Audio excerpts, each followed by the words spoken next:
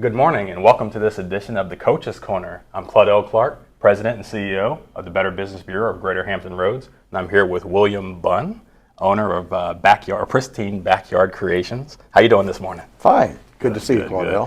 Good. And just great to have you on this episode of the Coach's Corner show or program that we put together just to have and highlight the parallels of business and sports. I was a longtime coach and now kind of turned business president, and we just thought it'd be a great idea to take the experiences of business owners such as yourself and see how that kind of parallels to sports and coaching. So, tell us a little bit about your business and how you got started and what you guys do today in this region.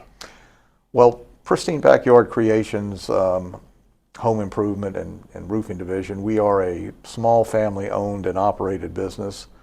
It's myself and my son. We are a Virginia Class A building contractor for both residential and commercial. We started off back in the early 2000s on pools, swimming pools, and we began maintaining them, working on them, and bringing that fast forward to where we are today. We now build pools. Our home improvement and construction has really gone in taking off at this point. So yeah, we've come a long way from 2000 up until now, and so our actual name is Pristine Backyard Creations LLC, Home Improvement and Roofing Division. So we do a little bit of everything, and I'm actually domiciled in Portsmouth. Okay. But anyway. Yeah. Well, as a leader and as a coach, how has your leadership changed and grown and evolved over those 20-some years to lead the organization to the point it is today?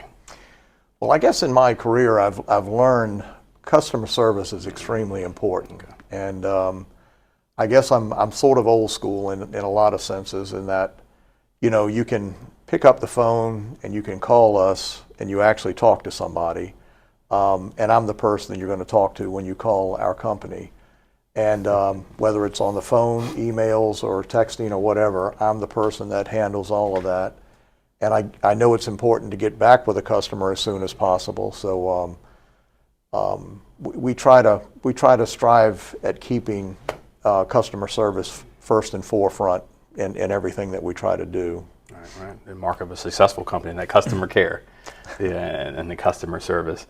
You talked about how the company has evolved over those 20-some years, and certainly couldn't evolve and couldn't scale up without you becoming a better leader, better coach, better administrator. How have you professionally developed? How have you grown in your training and grown in your education to become this Class A construction contractor like you are today? Well, I'll use pools as an example. As I mentioned, we started back in the early 2000s, if not 2000 alone. Started off down in Sandbridge, Virginia, working on pools down there. There's a big cluster of them down there. The real estate companies rent those out on a weekly basis, and we started working down there, maintaining them, doing repairs to them, and that just slowly over time evolved to where we graduated wanting to, build pools. We eventually worked up to getting our Class B, then Class A license in the state of Virginia, and so from all of that, as you grow, you learn. Right. And that's exactly how we've done everything to get us to where we are today.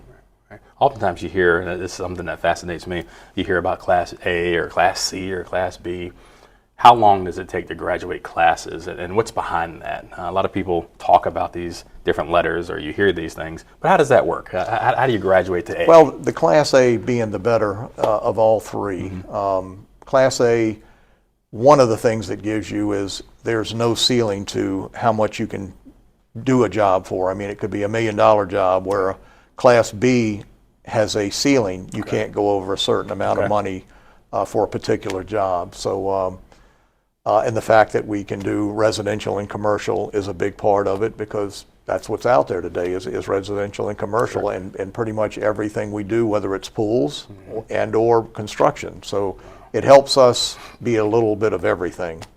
Certainly. And over that 20 years, obviously, you have to evolve with the economy, with finances, with inflation, with the ever-changing marketplace, you've had to have this agility. So tell me a little bit about the strategy that you've used to kind of grow with the times and grow with the business trends over that 20-some years. Well, I guess again, going back to the early 2000s and progressing forward, at different times, different opportunities come about. And I used one I explained earlier, and certainly credit for the BBB. I got a lead from the BBB, had no idea who the person was on the other end, and I called him, and come to find out it was a representative from Skanska, a large company throughout the world, actually. And come to find out it was a job they needed done over at the Portsmouth Marine Terminals and doing a demo and build out of their office over there. And we actually did that. We did it down to the very day they wanted to have it done. Extremely impressed with our work. We stood over the job. We made sure that it was done the way they wanted it done. And we still do business with them today. I mean, it was a great lead, and we've developed a great relationship with that company. Well, as we all know, business a lot of times is about who you know in relationships. Yeah. So, that was great to steward and develop that relationship and now leverage it. We talk in terms of team. I know you don't have a large team, but tell us about your team. You talked about William Bunn Jr., but what others do you have on your team, and how is that comprised? Well, like I said, we're a small family-owned and operated business. It's owned by my son and myself. Okay. We do have people that work with us. Some of the jobs, we for example, when we do a pool, you need a crane to lift it up and over a house and set it into so we have people we reach out to and sub some of that stuff vendors, out. Certainly. Yeah. So we can't do it all, but we know where to go to get it done, and it's just made things a lot smoother in doing whatever it is we're doing. Right. Well, in any team, 1 year is great, or 6 months is great, or one inning is great. Sometimes you get down to look, we just need to win this inning to kind of get back to basics. But how have you all stayed motivated to grow and be so successful in business over time? Just like one would have to motivate a group of players, you have to motivate your team. How do you year in and year out reinvent yourself to keep growing your business? It's a good question. And it's an important question too, because you have to grow with times. Oh, yeah. Especially in our country today. I mean, back in 2008 was a bad financial disaster for a lot of companies, a lot of people. And so as time has moved along, whatever is going on, whatever trends are happening, we try to motivate ourselves and put ourselves in a position, whether it be a new website, whether it be a new ad, or we just try to change things with the flow of whatever's going on in our area at that particular time. So we're always trying to change with the environment that's going on around us in the world that we work in anyway. Right. Well, oftentimes in sports too, you talk about goals, you talk about championships, you talk about winning a game. What defines success for Pristine Backyard Creations? What defines success for William Bunn and his staff? Is it just we want to make $1 million this year, we want to build and close and complete 5 projects? How do you know you're successful at the end of the year? Well, I guess I can start by saying we're still here today. But we did start off small, and we're still a small business, and we consider ourselves to be. But we've, we just do what's in front of us. We do try to set our goals. We want to certainly build pools. I'm working with a couple of individuals now, and I think this is where the world's going to today, is putting yourselves out there on social media. And that's what we're in the process of doing right now. So we've got a couple of those things. A new website was done. Trying to get out there on all the different, and we're trying to seek out and see who exactly our competition is. Okay. And we dig into those groups, those businesses, and that's going to tell us how to drive our business to get to where we want to be. So social media is going to be a big part, I think, not only of ours, but a lot of people to move forward. Certainly, we face those challenges here at the BBB, and have started to overcome those and express what we do. It's nothing to have a great business, but you have to tell your story. Yeah. Especially in this day and time. You just dug right into the next question in terms of competitiveness. You can have a great team, but until you take the field and play against somebody else, you don't know where you are. Who is a competitor of yours? You don't have to give the exact names, but where does the competition with other Class A contractors, other pool persons, other major construction companies, and then how do you navigate the competition with this competition and battle it against these other companies? Well, again, I think a lot of it is going to be through these individuals that I'm currently working with on social media, the different aspects of social media.